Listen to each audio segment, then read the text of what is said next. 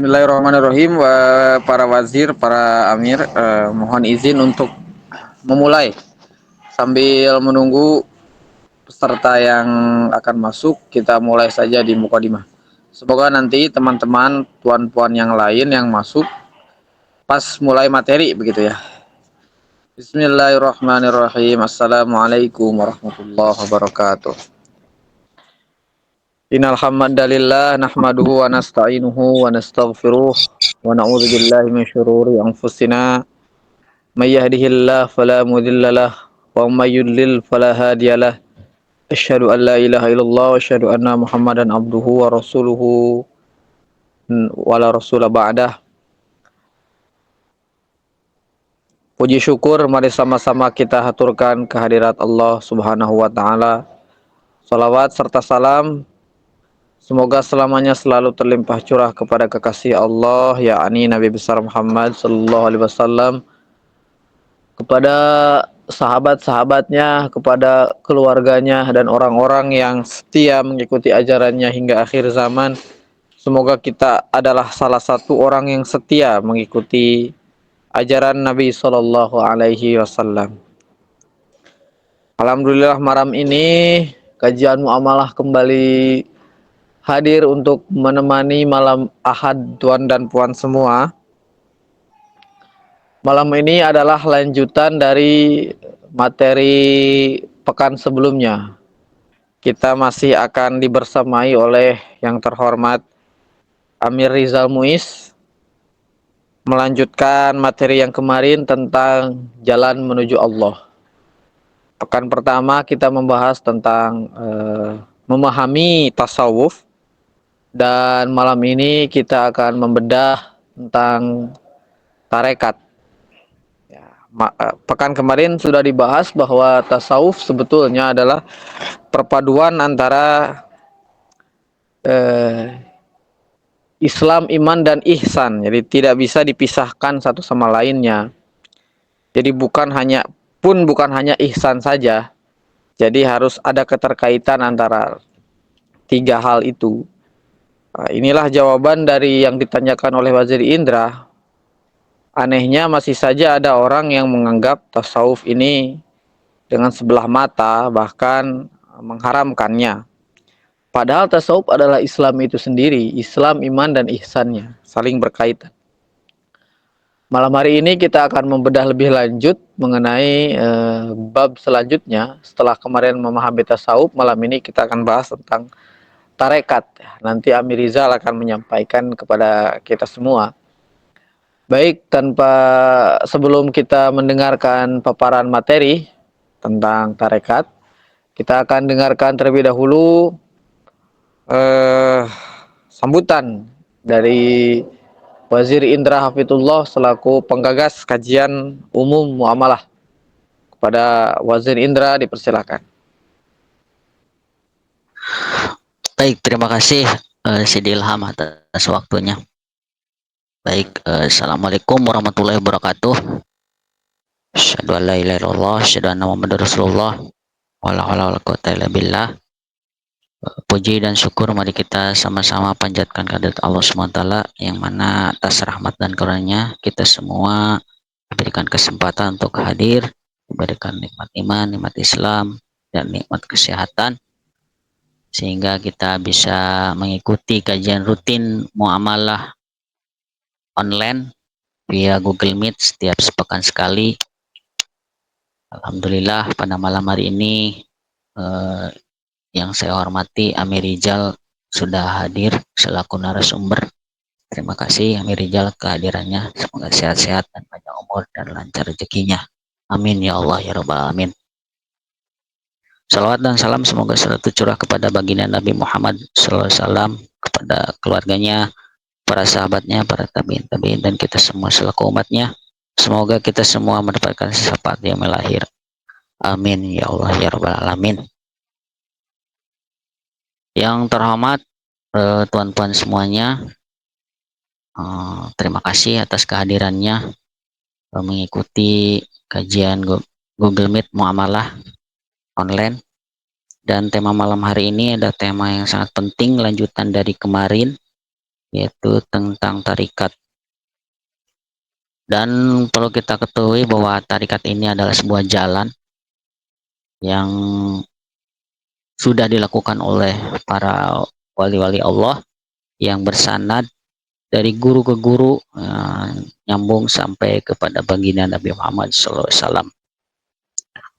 Artinya semua yang disampaikan sudah atas izin guru dan guru, atas ridhonya. Semoga dengan sampainya ilmu yang disampaikan oleh narasumber, dan perlu tuan-tuan ketahui, narasumber adalah maulid langsung dari Syekh Abdul Qadir As-Sufi, pernah ke Cape Town, bahkan putra beliau pernah mondok di Dallas College di Afrika Selatan. Dan perlu diketahui tuan-tuan semuanya bahwa pengajaran ini berasal dari Syekh Abdul Qadir As-Sufi, yaitu guru kami semua. Beliau adalah ketika masih hidup merupakan seorang mursyid tarekah Qadariyah Habibiyah. Jadi 4 tarekoh yang beliau diberikan untuk menjadi seorang mursyid tarekah tersebut. Dan di Nusantara ini begitu banyak tarekah, dan yang terkenal ya mungkin Naskabandiyah, Qadariyah, itu banyak sekali di Nusantara ini. Artinya secara sanad ajaran ini nyambung dengan apa-apa yang disampaikan oleh ulama Nusantara di sini. Baik, untuk mempersingkat waktu mungkin dari saya segitu saja. Saya klik dan mohon maaf.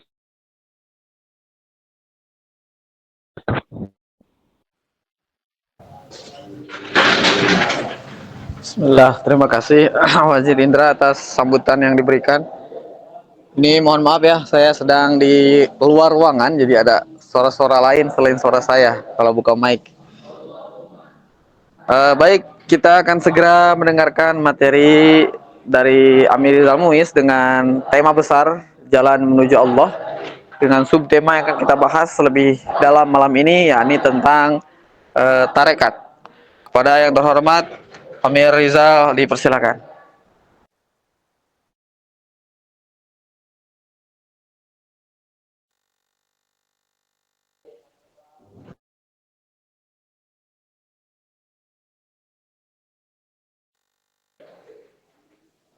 Mohon maaf Amir, sepertinya itu mic-nya belum dibuka, masih di mute ya.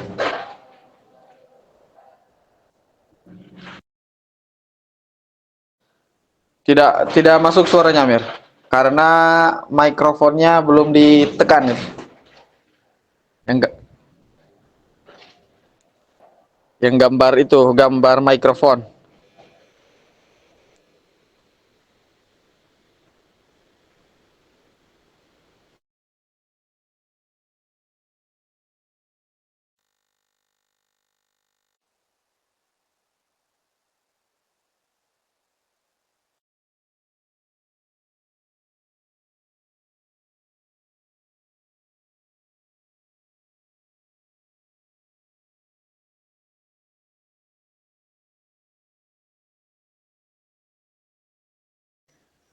Halo, halo, halo Amir, silakan dibuka.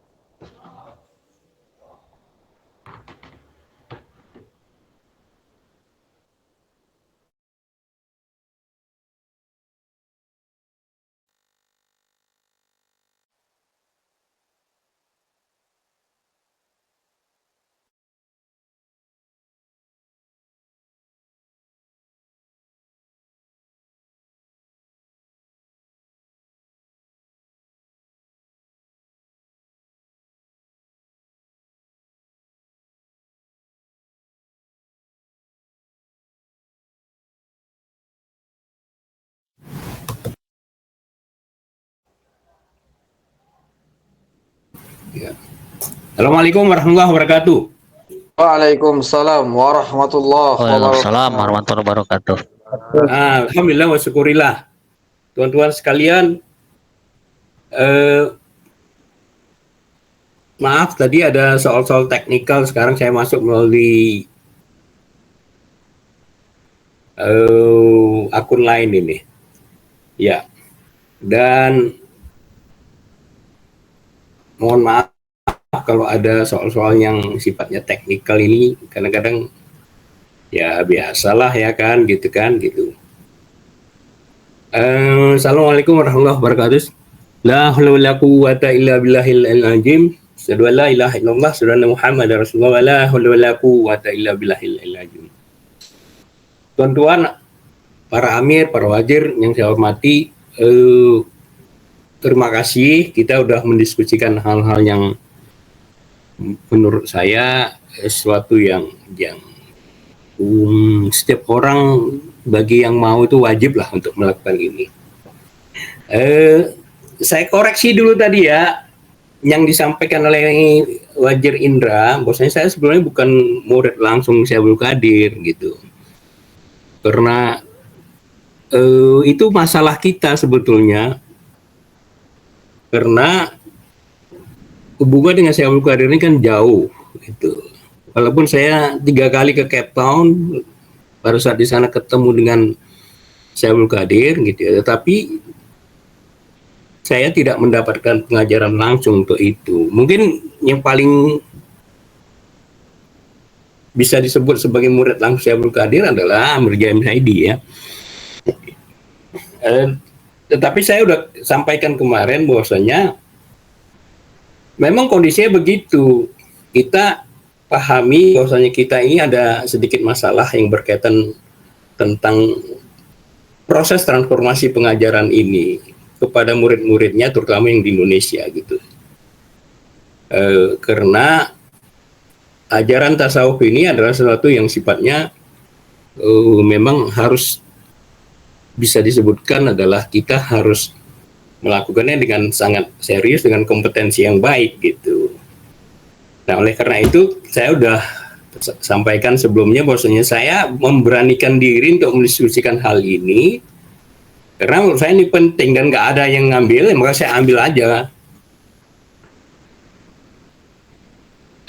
dengan resiko yang banyak lah gitu. Tapi saya berani katakan bahwasanya saya udah belajar soal tasawuf ini udah lebih dari 30 tahun, maka saya memberanikan diri untuk mengambil mendiskusikan hal ini. Makanya dalam hal ini kita bisa menyebutkan ini proses yang sama-sama berjalan lah gitu. Ya, itu koreksinya gitu. Tapi saya bisa didengar ya, Fajir ya? Ya, jelas Mir, silakan dilanjutkan. Jadi sekarang kita akan masuk. Terus terang apa yang saya ambil ini adalah dari semua literatur yang disampaikan oleh Syekh Abdul Qadir kepada kita. Ya. Dan kemudian saya juga memformulasikannya dengan juga menambahkannya dengan pengalaman saya, tetapi masih dalam koridor yang disebutkan oleh Syekh Abdul Qadir gitu ya. Jadi Syekh Abdul Qadir sendiri mengatakan adalah kalau kita cerita tarikat atau tarikah, jadi itu adalah jalan apa namanya? Kalau bahasa Inggris namanya path gitu. Path itu namanya jalan kecil lah gitu. Jalan besarnya syariat.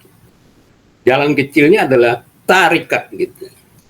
Jadi banyak sekali istilah-istilah yang berkaitan tentang tarikat ini. Kalau tuan-tuan mau pahami lebih lanjut, silahkan membaca satu buku 100 Step namanya. Itu karangan Syekh Abdul Qadir sendiri.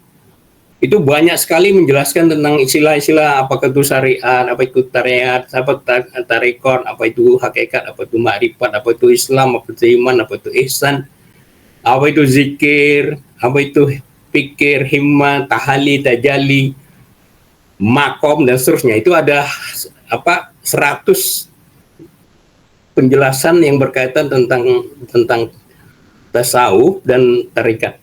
Ya. seperti yang kita pahami, banyak aliran tarikat. Tadi sudah disebutkan, salah satunya adalah di sini yang paling terkenal itu adalah Naksabandiyah, kemudian ada Sajiliyah, ada Darkawiyah, ada Mubaradiyah, ada Samaniyah, banyaklah itu ya. Tapi yang paling penting yang harus kita pahami yang diajarkan oleh Syekh kita adalah seperti yang sudah saya sampaikan sebelumnya, bahwasanya tarekat atau syariat kita mengacu kepada Imam Malik, bahwasanya syariat ini harus berbasis hakikat. Ya, itu udah kita diskusikan minggu lalu gitu ya. Karena kalau kita baca di surat Al-Maidah ayat 35 misalnya, mungkin CD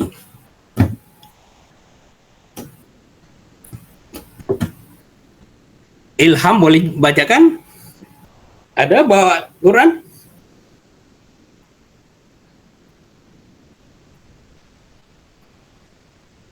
Halo, Ilham? Ada Amir, bisa. Coba. 35, Bismillahirrahmanirrahim. Nah, ini kalau ini perlu baca bahasa Arabnya sedikit ya, karena ada yang hal penting saya sampaikan. Bismillahirrahmanirrahim. Ya ayyuhalladzina amanu taqullaha wabtaghu ilaihil wasilah wajahidu fi sabilihi la'allakum tuflihun. Wahai orang-orang yang beriman, bertakwalah kepada Allah dan carilah wasilah untuk mendekatkan diri kepadanya dan berjihadlah di jalannya agar kamu beruntung. Nah, jadi di sini saya akan garis bawah itu kata wasilah itu. Wasilah ini maksudnya adalah, maka dianjurkan oleh Al-Maidah ayat 35 bahwa kita itu dalam berjalan menuju Tuhan gitu ya, maka kita mau nggak mau harus berwasilah. Wasilah ini kan artinya adalah bersanad. Nah, kalau kita lihat seperti tuan-tuan pahami bahwasanya yang disampaikan Syekh Abdul Qadir ini kan jelas sanadnya gitu ya. Dan sekarang ini kita disampaikan melalui Syekh Murtada.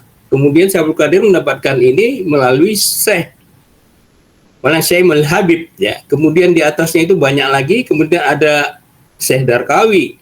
Nah, kemudian ada Syekh Sajili. Nah, kemudian Syekh Abu Madian. Nah, kemudian ke atas lagi itu Syekh Abdul Qadir Jailani. Nah, kemudian naik lagi ke atas itu adalah Imam Al-Junaid. Nah, kemudian sampailah kepada Hasan, dan kemudian kepada Khalifah Ali bin Abi Thalib, dan kepada Rasul. Jadi dengan ini menjelaskan yang dimaksud dengan wasilah itu adalah sesuatu yang bersanad. Jadi ada line of chain kayak begitu. Jadi tidak juga sesuatu yang tidak ada dasarnya gitu.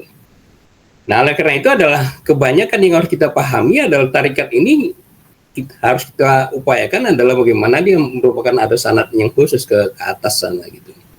Walaupun saya pernah juga belajar ya tentang sanad yang bukan melalui sahabat tetapi melalui Fatimah Zahra.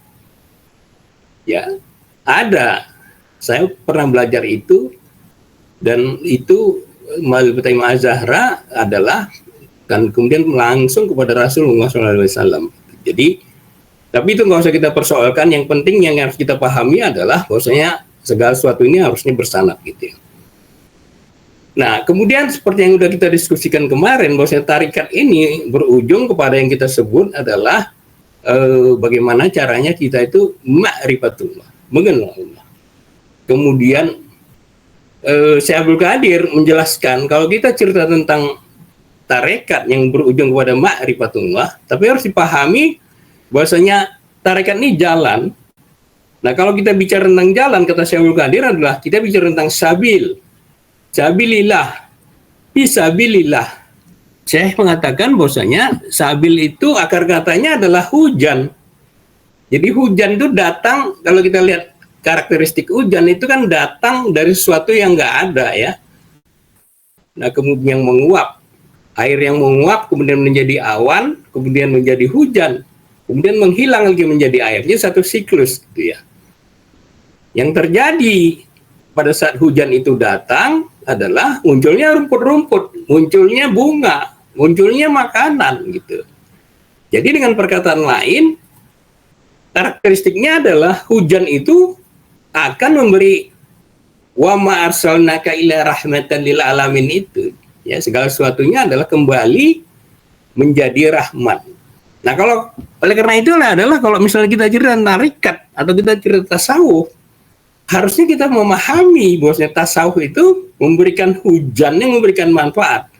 Jadi kalau ada katakanlah orang yang makomnya melihat belum sesuai dengan apa yang dia inginkan, seperti pertanyaan Wajir Indra kemarin, sebetulnya adalah dengan karakteristik yang disampaikan oleh Syekh Abdul Qadir ini itu tidak relevan gitu, karena kita harus pahami bahwasanya kita ini kalau kita bertarikat ya, maka kita itu akan menjadi hujan dan akan menjadikan rahmatan lil alamin gitu ya. Nah, tetapi biasalah ya, seperti yang udah kita bahas pada kajian sebelumnya, bahwasanya kita hidup di dalam sistem kufur ya, di mana kalau kita bisa ulangi sedikit, itu ada matriks, kita berada dalam panjara matriks yang menyebabkan kita ini akhirnya adalah menjadi orang yang berada dalam kondisi berupaya untuk mengemukakan pendapat, walaupun pada hakikatnya dia tidak memahami itu gitu. Baik, contoh begini, ada dalam satu diskusi misalnya orang itu berkata begini, saya awam ya, sorry ya, saya awam di bidang ini, tapi menurut pendapat saya, coba itu. Sering sekali orang mengatakan begitu. Kalau awam harusnya dia diam saja, nggak boleh berpendapat gitu. Tapi karena memang dia didesain atau dia disuruh atau lebih tepat yaitu dipropaganda untuk memberikan pendapatnya, maka dia memberikan pendapat walaupun pada hakikatnya dia nggak layak untuk melakukan itu. Gitu. Jadi dengan perkataan lain harus dipahami bahwasanya kenapa tasawuf atau ajaran tarekat ini susah diterima terutama bagi orang modern, karena orang modern pada akhirnya itu dia selalu bertungkus lumus berinteraksi dengan pandangan-pandangan yang sifatnya lebih material dan rasional gitu. Dan kemudian orang-orang itu pada umumnya adalah buta eksistensi gitu. Yang saya maksud dengan eksistensi ini adalah dia buta tentang kalbu, dia buta tentang nur, dia buta tentang jiwa, bahkan dia buta tentang roh gitu. Karena dianggap itu sesuatu yang tidak ada, karena dia sangat dipengaruhi oleh cara berpikir Freemasonry gitu ya. Jadi itulah sebabnya nanti kalau kita lihat lebih lanjut kenapa sering sekali ajaran-ajaran yang dianggap ya tidak sesuai dengan pandangan Freemasonry atau tidak sesuai dengan pandangan Zionisme itu selalu di koridor sebagai sesuatu yang nggak masuk akal, sesuatu yang ketinggalan zaman, dan sesuatu yang sesuatu yang tidak dapat diterima secara saintifik gitu. Tapi itu semua sekarang sudah pelan-pelan ternyata terjadi perubahan signifikan, bahwasanya apa yang disampaikan para pemikir kufur tadi sebetulnya makin lama makin tidak terbukti nyata, atau lebih spesifik mereka sebetulnya dalam banyak hal tidak mengenal eksistensi dirinya gitu. Nah, oleh karena itu adalah makanya di sinilah diperlukan orang-orang yang betul-betul berkeinginan untuk mengikuti jalan ini, karena jalan ini bukan jalan yang umum ya, jalan ini adalah jalan yang spesifik gitu. Pertanyaannya adalah selalu ada, kalau begitu siapa ya kira-kira yang mau ikut gitu akan jalan ini atau jalan tarekat ini. Jadi Syekh Abdul Qadir mengatakan gitu ya, if you are the man, you are the man. If you are not the man, you are not the man. Artinya ini Syekh Abdul Qadir mengatakan kalau Anda memang tertarik, ya Anda akan tertarik. Kalau Anda nggak tertarik, ya Anda nggak akan tertarik. Gitu. Jadi nggak ada paksaan. Jadi tidak akan ada paksaan dalam proses mengikut ini gitu. Tapi begitu seorang murid yang tertarik untuk mengikuti jalan ini, maka yang terpenting adalah dia menyerahkan keinginannya kepada syekhnya. Inilah di mana jalan saat nafs kita yang sadar atau nggak sadar memberontak, dan kemudian dia mulai menyempit dan mulai patuh dan menjadi tenang, dan kemudian ridho dan menjadi diridhoi gitu.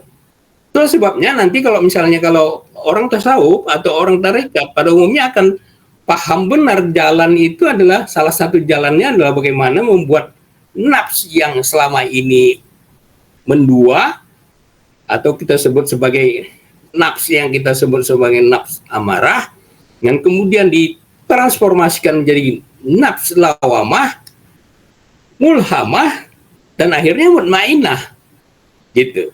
Jadi pada saat orang mengikuti ini sebetulnya dia sudah mulai bicara tentang nafs yang lebih dalam lagi ketimbang akal pikiran atau indera gitu. Nah, kami minta dibacakan surat Al-Fajr ayat 27-30 itu. Silakan.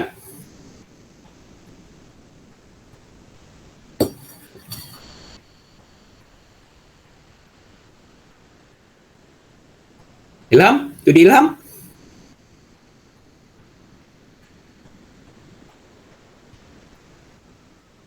Kalau Baik Amir, ayat berapa? 27 ya? ya ayat 27 sampai 30. Ini kalau ini nggak usah.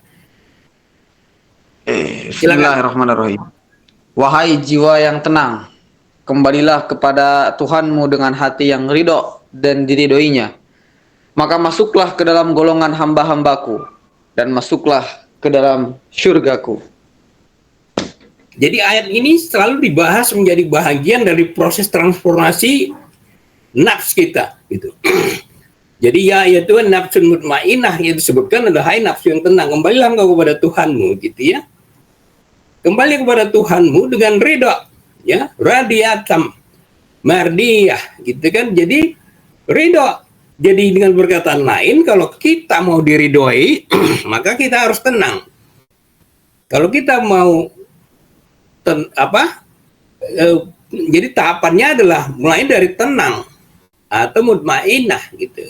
Dia tidak lagi menjadi nafsu amarah atau nafsu lawamah atau mulhamah, tapi dia masuk menjadi nafsun mutmainah. Pada saat orang masuk nafsun mutmainah, pada akhirnya dia sudah mulai naik kepada yang kita sebut sebagai radiyah gitu ya. Artinya dia menjadi orang yang diridhoi gitu. Dengan perkataan lain sebetulnya inilah bahasan-bahasan yang akan didiskusikan, atau lebih tepat sebenarnya bukan didiskusikan gitu ya. Nanti akan kita bahas soal-soal yang bagaimana caranya transformasi yang terjadi di dalam proses tarekat ini gitu ya. Nah, salah satu cara yang lain yang diajarkan para syekh kalau kita mau menuju ke jalan Allah ini, itu disebutkan adalah tentang fana. Fana filah ini adalah bagaimana kita, ada satu hadis yang mengatakan begini, niat kita, niat Allah. Niat Allah yang terjadi. Dengan perkataan lain, kalau kita mau dekatkan diri kepada Allah, kita harus mengikuti jalan Allah itu. Dan memang ini agak susah, karena sering sekali kita kan membahas ini seolah-olah dengan membahas, maka segala sesuatunya akan kita pahami. Padahal nggak begitu. Mekanismenya tidak begitu. Satu saat, Sidi Riyad Aspat nanya kepada Syekh Abdul Qadir As-Sufi, Syekh Abdul Qadir, ya, coba jelaskan kepada saya tentang fana, kata Syekh Abdul Qadir. Oh, ada hal-hal yang tidak bisa dibicarakan, tidak Anda bicarakan gitu. Tapi Anda lakukan. Nah, itu kata Syekh Abdul Qadir gitu. Makanya dia sekaligus pada saat itu dia membaca satu diwannya Maulana Syekh Habib, ya taliban panabdila kulda iman Allah Allah wajib bihi anjiwahu wa zahad biqalbika Allah. Nah, itu kata Syekh Abdul Qadir. Jadi metodologi kadang-kadang kita tidak membicarakan.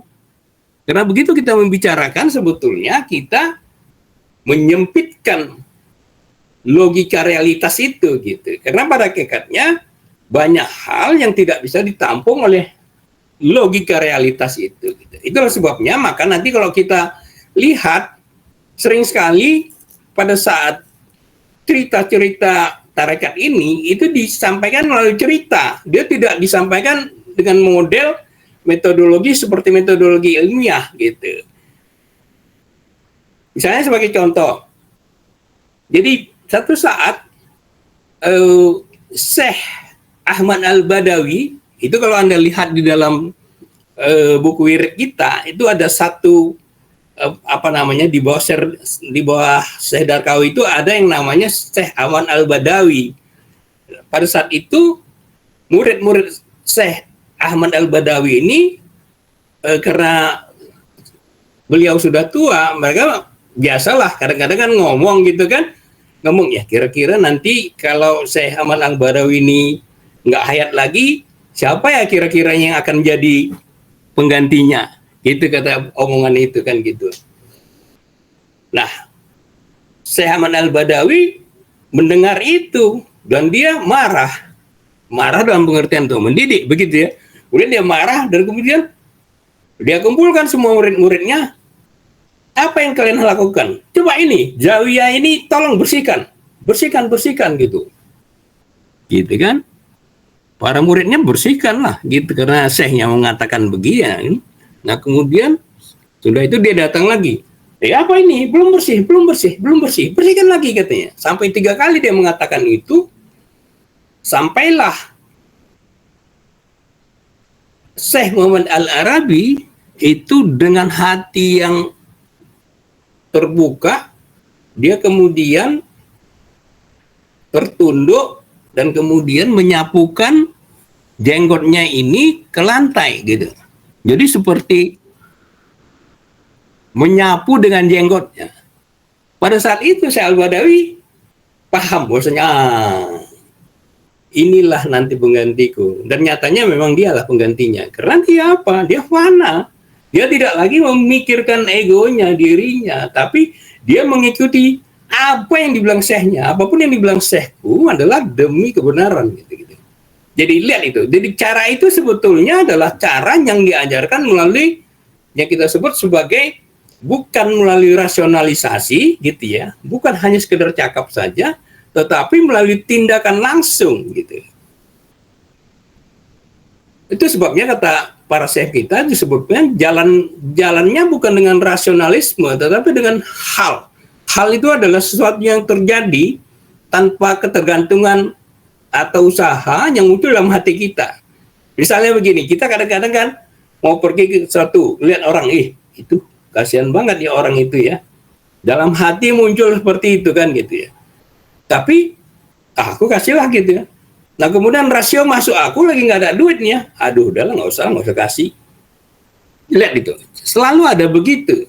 Selalu ada pertengkaran atau dinamika antara yang namanya hal yang berasal dari kalbu dan kemudian dengan rasional yang berasal dari akal pikiran gitu. Jadi kadang-kadang itu yang membuat kita itu tidak bisa masuk ke level tarikah karena pada akhirnya kita selalu menggunakan akal pikiran kita atau rasionalisme kita atau logik kita dan sebetulnya itu seharusnya sinkron dengan kalbu gitu. Oleh karena itulah makanya dalam tarekah itu lebih digunakan pendekatan yang dawak kalau bahasa kegairahan hati yang hidup dan kemudian rasa takut gitu ya. Kemudian bagaimana caranya kita berupaya dengan pergulatan, dengan berzikir dalam kegelapan atau bahkan dengan menangis agar supaya kita bisa sampai kepada yang namanya realitas kebenaran itu sendiri. Jadi intinya ada kerinduan untuk kembali kepada Allah gitu. Jadi tarekat mengajarkan itu. Karena pada hakikatnya ini ini yang diajarkan oleh para syuyukh kita gitu ya. Jadi para syuyukh kita mengatakan, Syekh Abdul Qadir mengatakan bahwasanya kalau Anda cerita tentang kalbu, itu asal katanya kalaba gitu ya, artinya adalah satu kondisi yang bolak-balik. Nah, bolak-balik mau kemana itu? Bolak-balik itu sebetulnya dia mau kembali mencari Tuhannya. Ya. Ya. Muka di Merapik menyampaikan itu kepada saya. Jadi bolak-balik itu adalah suatu yang bagaimana caranya hati itu mencari. Bagaimana caranya dia bolak-balik untuk mencari Tuhannya. Karena memang pada hakikatnya kita sebagai manusia sudah berjanji dengan Allah. Silakan Sidi Ilham baca Al-A'raf ayat 172 ya.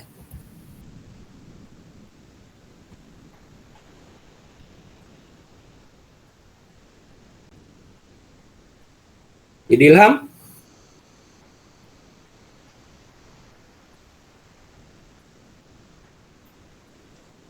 Halo? Baik, amin. Ya, silakan.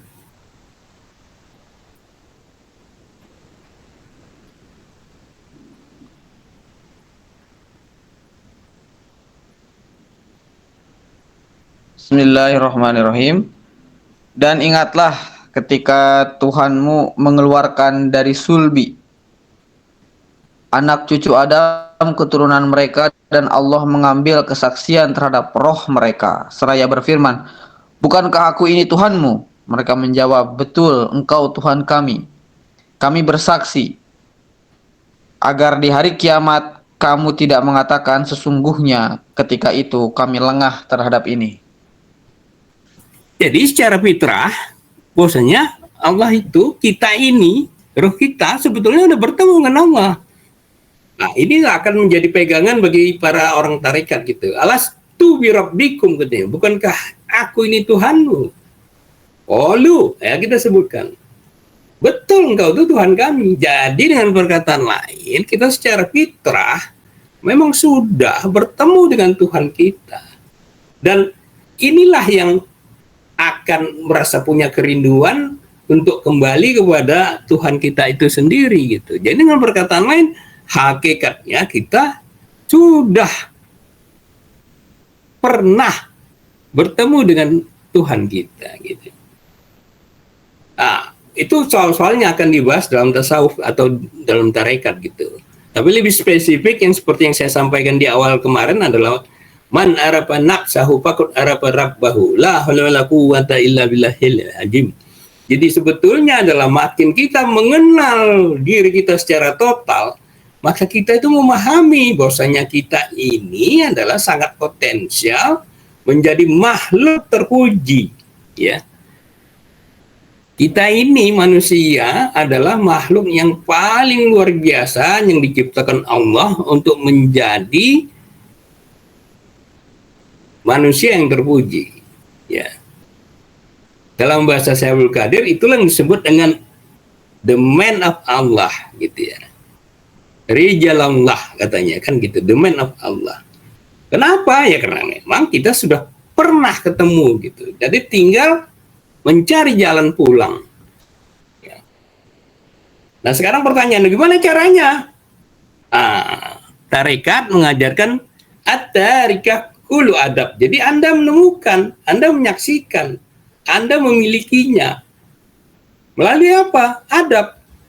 Jangan lupa bahwasanya hadis yang paling penting daripada hadis Rasulullah adalah tidaklah aku diturunkan ke muka bumi ini untuk memperbaiki akhlak manusia, gitu ya. Jadi adab yaitu bahagian dari akhlak yang total, gitu ya. Nah kata Syekh Abdul Qadir, adab itu ada 3. Adab kepada Allah itu, adab kepada Syekh, dan adab kepada Pukara, gitu ya.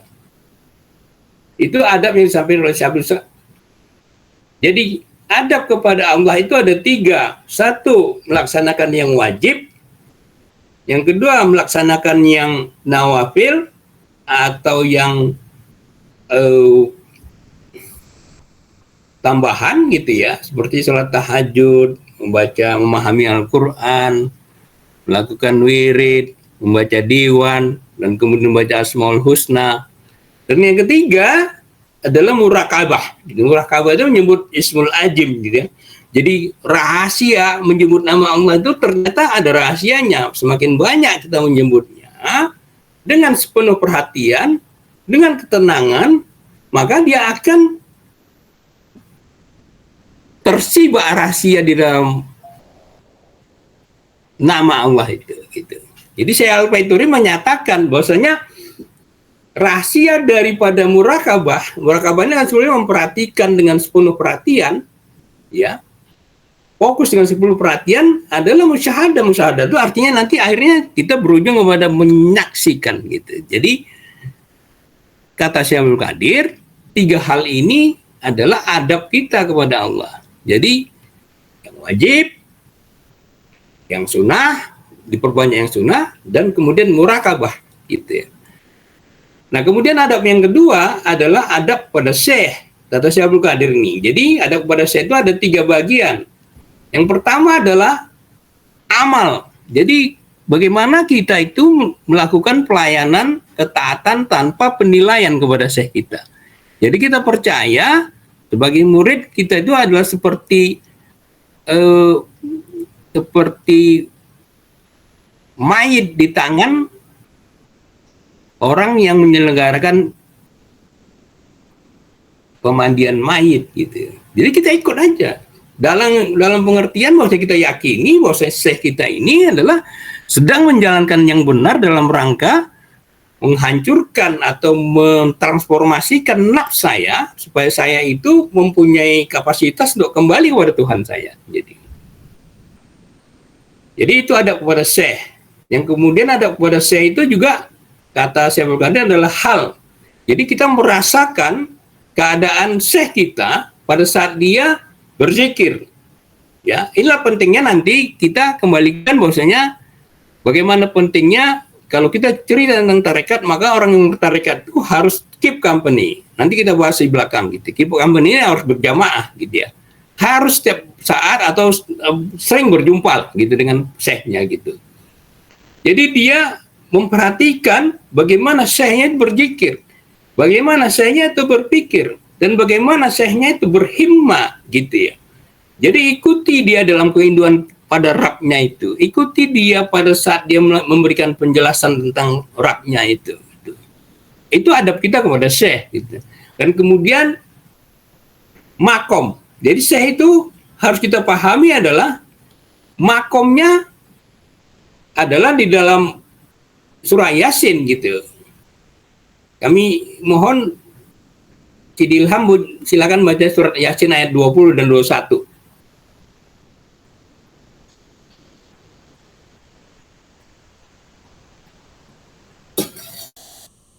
Ilham.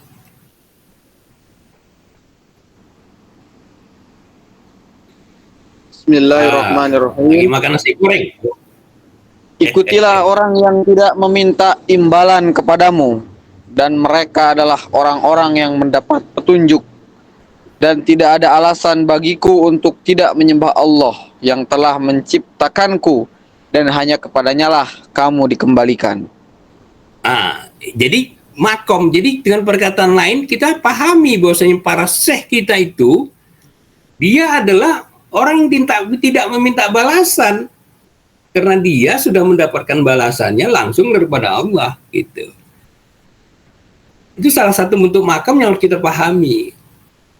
Nah kalau dalam satu kegiatan wawancara Sidi Riyad Aspat ini tuan-tuan kalau tak pahami adalah dia ini seorang pukara dari Australia dan dia melakukan riset tentang bagaimana Syekh Abdul Qadir ini membangun jalannya.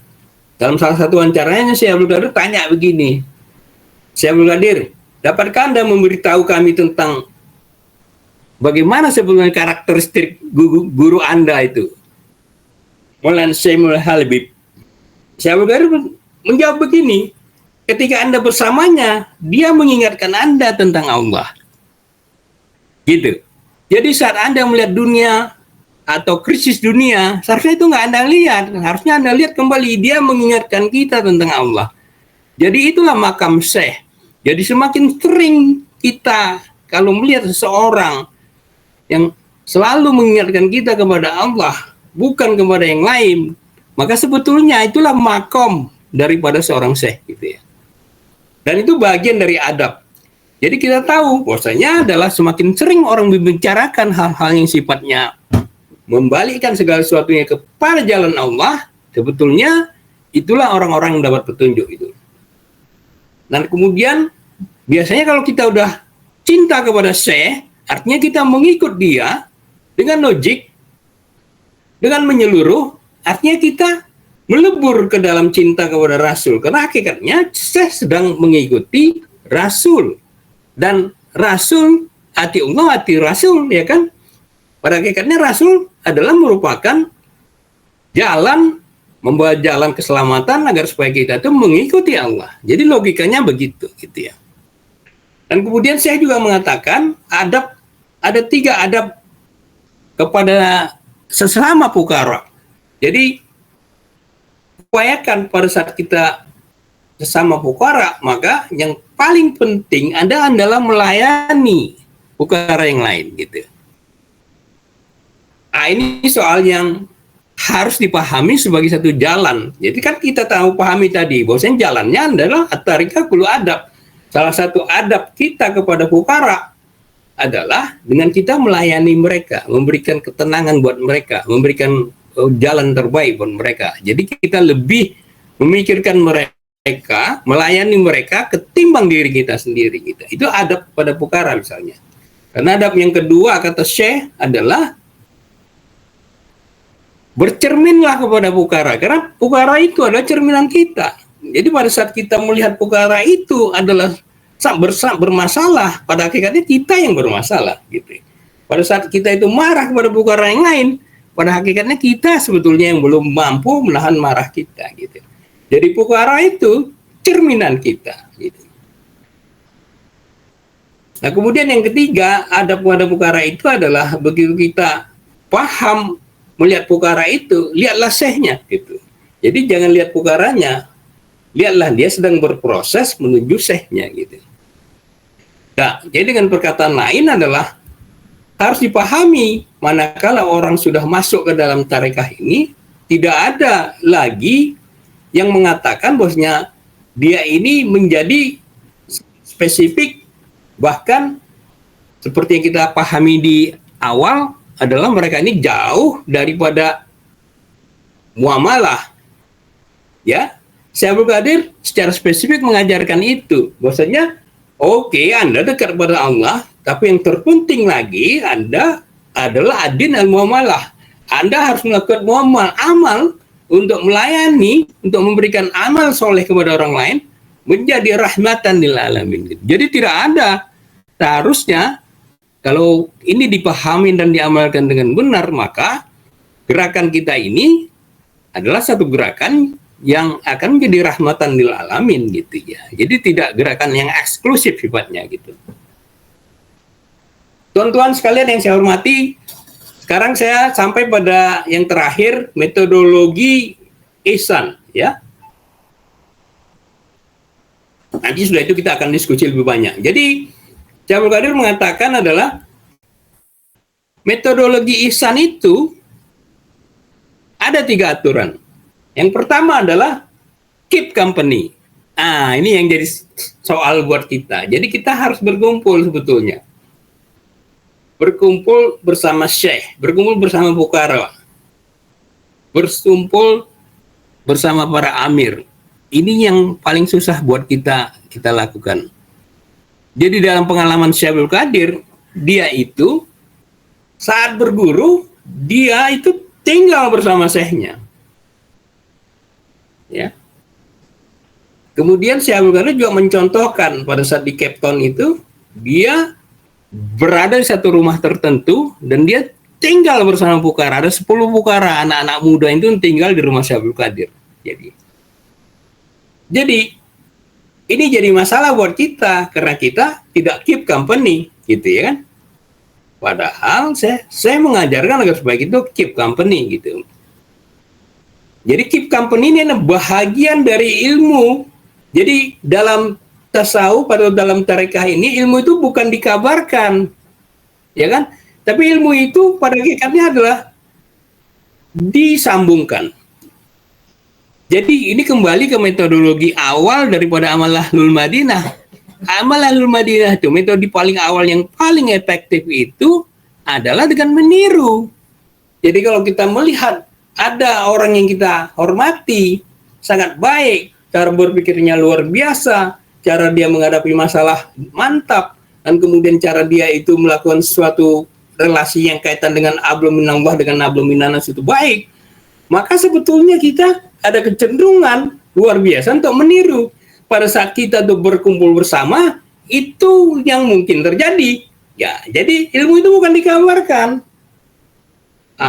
Yang seperti yang kayak saya lakukan ini bagian yang setengah-setengah juga dikabarkan, tapi juga sebetulnya adalah harusnya kita sambungkan gitu. Karena kalau ini kita tidak sambungkan, maka tidak akan terjadi yang namanya transformasi. Itulah pentingnya keep company itu gitu. Jadi saya mengatakan kumpulan para pakir itu adalah seperti cairan yang mengembang di mana si murid itu tercelup dia. Sehingga nafsu itu dikenali dan ditransformasikan karena dia melihat syekhnya, dia melihat contohnya gitu.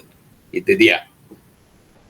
Jadi metodologi dalam tarekah selalu adalah satu, keep company, berjamaah, ikuti, berada dalam satu kondisi tertentu gitu, berada dalam tempat tertentu. Kemudian yang kedua adalah dengarkan, karena Anda tidak bergerak, ya, Anda mendengarkan dengan kuping, dengan lutut, bahkan dengan seluruh diri. Jadi pada saat orang itu mendengarkan, dia pada hakikatnya berada dalam keadaan tenang.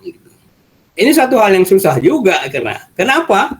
Seperti yang saya diskusikan tadi di atas, bahwasanya sistem hukum membuat kita itu selalu berkeinginan untuk memberikan pendapat walaupun kita tidak memahami dengan tuntas apa yang kita lakukan itu gitu.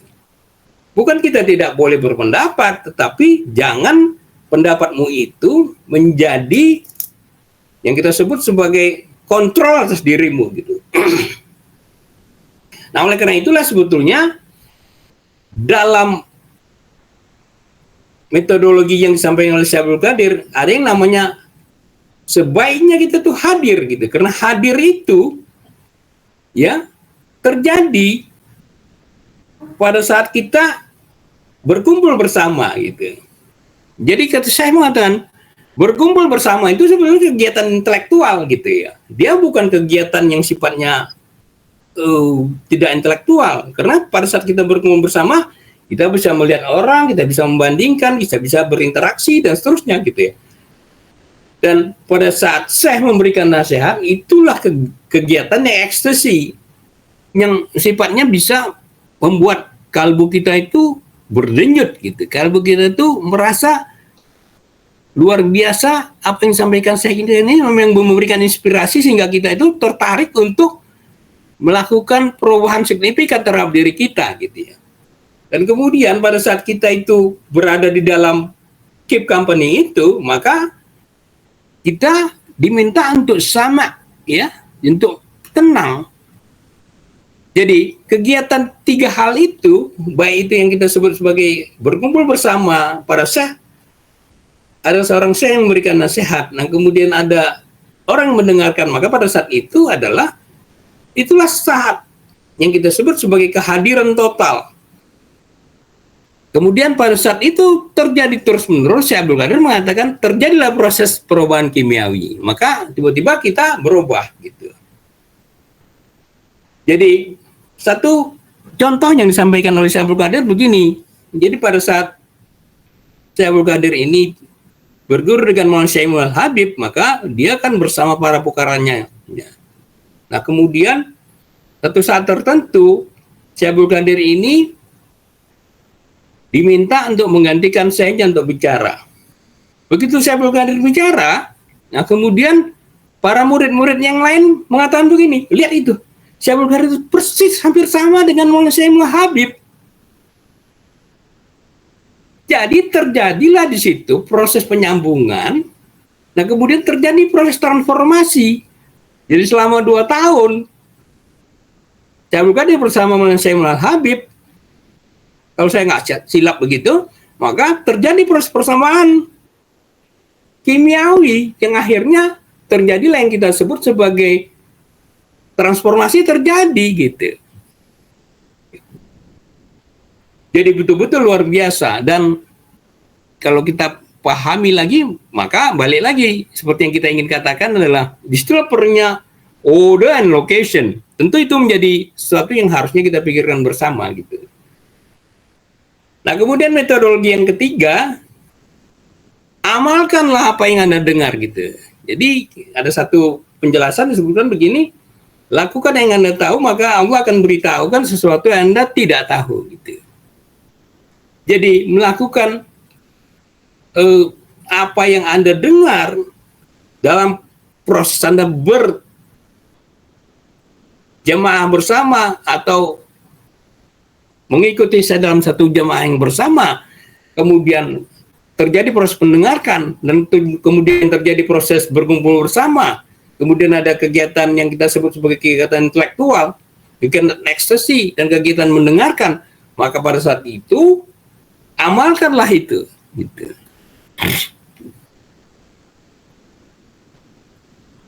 Kalau kita melakukan itu, dan the process is done gitu. Jadi satu saat saya Abdul menjelaskan tentang kisah Sidi Arafah. Jadi dia satu guru lah. Ya, dia muridnya Maulana Syekh Mullah Habib, dan ada satu lagi murid Maulana Syekh Mullah Habib ini Sidi Arafah namanya. Sidi Arafah ini dia cuman tukang, kalau saya Abdul bilang dia tukang jual pita atau ibu-ibu. Jadi jual pita atau ibu-ibu, dia begitu ibu-ibu misalnya membutuhkan pita, dia akan potong pita dengan bagus, dan kemudian dia berikan, terjadi transaksi penjualan, dan Sidi Arafah itu kemudian dikenal lah di pasar sebagai penjual pita gitu. Nah kemudian Syekh Abdul Qadir dan Sidi Arafah ini jalan ke zawiyahnya Maulana Syekh Mullah Habib gitu. Begitu mereka jalan, sampai di sana para pukara-pukara yang lain itu menyalami, bahkan ada yang mau mencium kakinya Sidi Arafah ini. Syekh Abdul Qadir bingung, ya kan? Kenapa ya Sidi Arafah yang hanya sekedar penjual pita, tapi begitu dia masuk ke zawiyahnya Maulana Syekh Mullah Habib, dia begitu dilulukan. Dan sering sekali begitu dia datang, Maulana Syekh Mullah Habib akan manggil dia dan mengajak duduk dia bersama di depan Maulana Syekh Mullah Habib. Beberapa orang yang merasa pengen tahu, dia nanya kepada Maulana Syekh Mullah Habib, Syekh, kenapa engkau berikan privilege kepada Sidi Arafah untuk bisa duduk dekat kepada kamu? Maulana Syekh Mullah Habib mengatakan, dia mempunyai kantong yang tidak bolong, katanya gitu. Itu kata Maulana Syekh Mullah Habib. Ini perkataan lain, dia mengamalkan apa yang dia dengar dari Syekhnya. Jadi begitu kita mengamalkan apa yang kita dengar dari Syekhnya, maka proses transformasi terjadi gitu. Nah itulah jalan awal dari tarekah. Tentu ini bagian permulaan saja dari apa yang saya sampaikan ini, dan mudah-mudahan kita bisa mendiskusikan. Saya kembalikan kepada Sidi Ilham.